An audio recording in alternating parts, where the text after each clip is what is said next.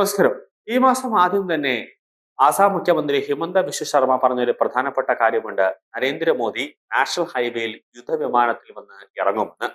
ഈ വാർത്ത ഹിമന്ത ബിശ്വ ശർമ്മ പറഞ്ഞപ്പോൾ ആദ്യമേ തന്നെ കോൺഗ്രസ് നേതാക്കളെല്ലാം അതിനെ തള്ളിക്കളയുകയാണുണ്ടായത്. കാരണം നാഷണൽ ഹൈവേയിലൊന്നും അങ്ങനെ യുദ്ധവിമാനങ്ങളൊന്നും വന്ന് ഇറങ്ങാൻ പറ്റില്ല എന്നൊക്കെ കോൺഗ്രസ് ആരോപിച്ചു. ഇത് വ്യാജ പ്രചാരണമാണ് ഹിമന്ത ബിശ്വ ശർമ്മ നടത്തുന്നത് എന്നൊക്കെ കോൺഗ്രസ് നേതാക്കൾ പറഞ്ഞു.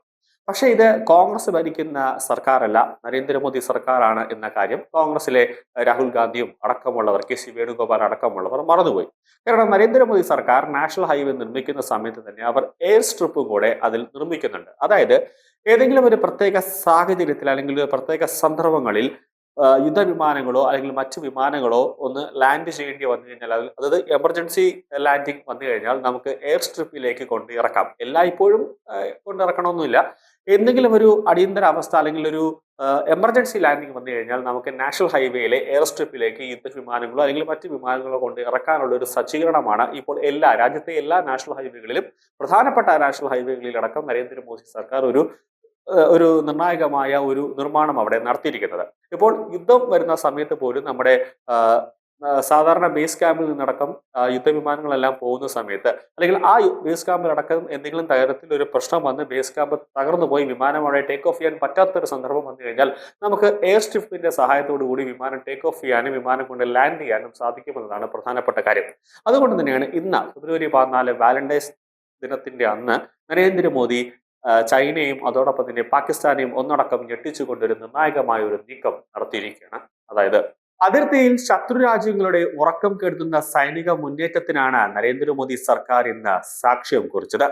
ഇന്ത്യൻ വ്യോമസേനയുടെ C-130J എയർക്രാഫ്റ്റിൽ പ്രധാനമന്ത്രി നരേന്ദ്രമോദി എമർജൻസി ലാൻഡിംഗ് നടത്തിയിരിക്കുകയാണ്.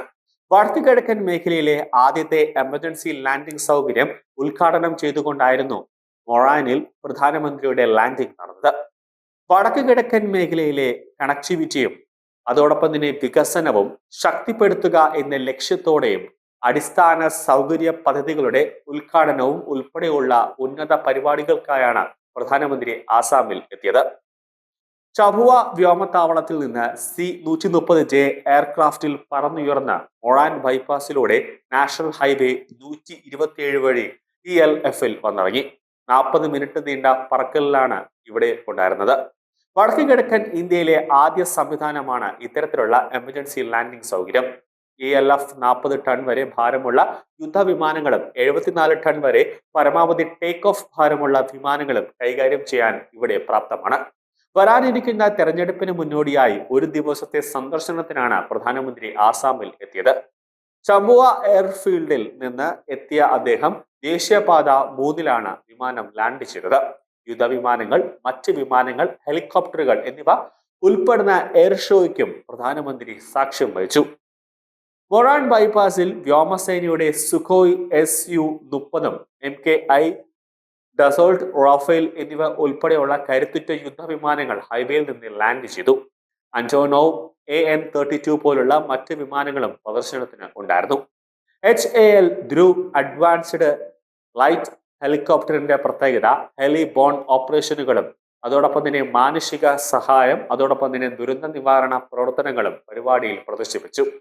വിദൂര പ്രദേശങ്ങളിലും എത്തിച്ചേരാനാകാത്ത പ്രദേശങ്ങളിലും അതിൽ നിരീക്ഷണം, തിരച്ചിൽ, രക്ഷാപ്രവർത്തനം, മെഡിക്കൽ സഹായം, ഒഴിപ്പിക്കൽ, ഭക്ഷണം, എയർ ഡ്രോപ്പ് എന്നിവയിലെ കഴിവുകളും ചൂണ്ടിക്കാട്ടി.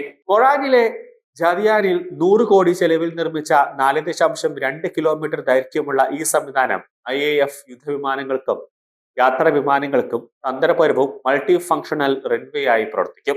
വടക്ക് കിഴക്കൻ മേഖലയിലെ ഇന്ത്യയുടെ പ്രതിരോധ തയ്യാറെടുപ്പ്, ദുരന്ത പ്രതികരണ സംവിധാനം എന്നിവയെ ELF ഗണ്യമായി വർദ്ധിപ്പിക്കാൻ ലക്ഷ്യമിടുന്നുണ്ട്.